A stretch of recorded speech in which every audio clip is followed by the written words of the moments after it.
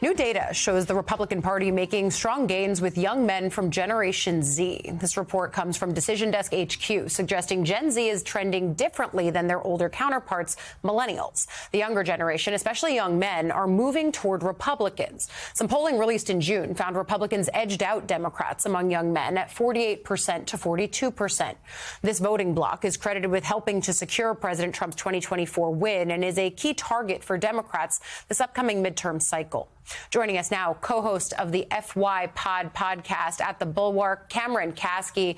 Cameron, I think I was so fascinated by some of the polling coming out of Yale University, where they talk about and kind of dig into what this younger voting bloc is thinking about. They poll them on things like immigration, like support for Ukraine, and they're showing that this younger group of voters actually has some leniency and some moderation when it comes to those issues. What I'm saying here is that the polling doesn't necessarily show that on policy they track as hardcore Republicans, and yet we are seeing this pull anyway. What's behind it as you see it?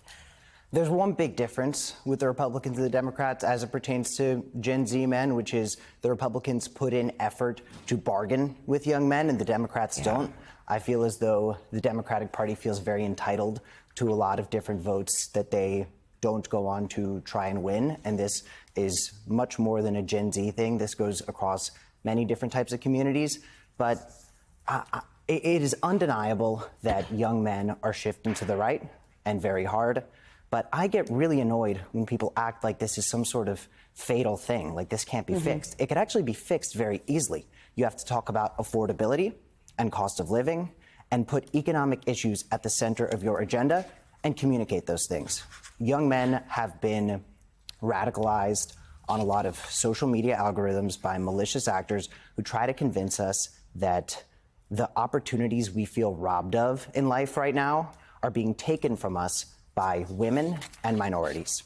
Meanwhile, oligarchs are laughing about all the division that these social media platforms are able to sow. So if the Democratic Party had any gall, if they had a brain, they would go to young men, bargain with them, and say, you are being left behind.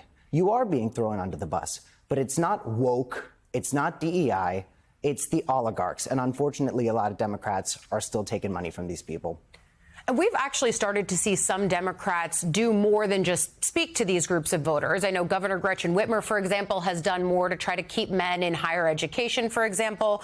But I think the conversation that you're talking about having, that Democrats need to have, it's a question of substance, but it's also a question, I think, of where they are having it, right? Are they speaking on the right platforms, or do they need to broaden their range beyond just traditional media? Is that part of the equation as you see it? I think you have to meet people where they're at, and a lot of new atraditional media is a great way to reach people. But at the end of the day, it doesn't matter where you're saying something if you are leaving out the important messages that resonate with people. You can go on any TikTok show, any podcast, and regurgitate the same moderate talking points that reinforce a system that is obviously not working for people, and it's going to make no difference. So yes, play the new media game, find people on their cell phones, that's great, but you have to talk about things like affordability. You have to recognize that it is harder and more expensive to start a family right now. Young people don't have jobs. They want answers for this, and the moderate Democrats are not providing them with these things.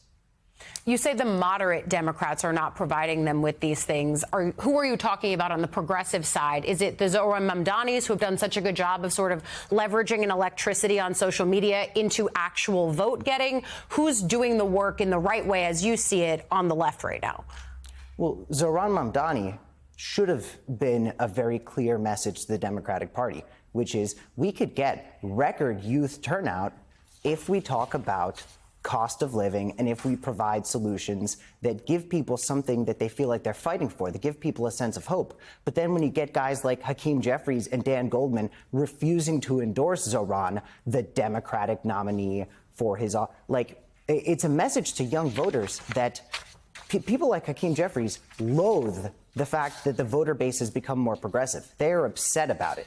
You see in a lot of Democratic leadership right now a resentment towards the left for being more popular. Meanwhile, Authoritarianism is taking over this country, and the moderate conservatives and the far-right conservatives are all having a tea party together and having a blast. Moderate Democrats are pointing the finger at the progressives and saying, you're why we're losing elections. You know, a great way to win elections? Look at Zohran Mamdani, talk about affordability, be progressive, condemn genocide when it's happening in the Middle East. There are ways to get young people to support you, and you cannot be angry at young people for not voting for you when you're not putting in any effort. I think the other side of that coin, though, too, when I talk to those more moderate members in Congress, and some of them have said this publicly when they've been asked about Mamdani and other progressive figures, they've said, you know what, they know how to win in their area, and I know how to win in mine. I look at this polling that came out from over the weekend at Yale, and I see that there's a 1.6 swing towards Democrats in a generic ballot, basically saying that there's a little bit of momentum behind Democrats, but it's kind of a toss-up at this point.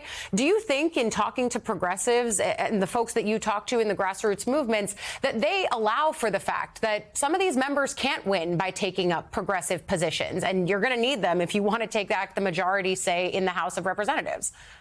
The progressives, who are serious figures with real influence in this government, all got behind Kamala Harris when she was the Democratic nominee.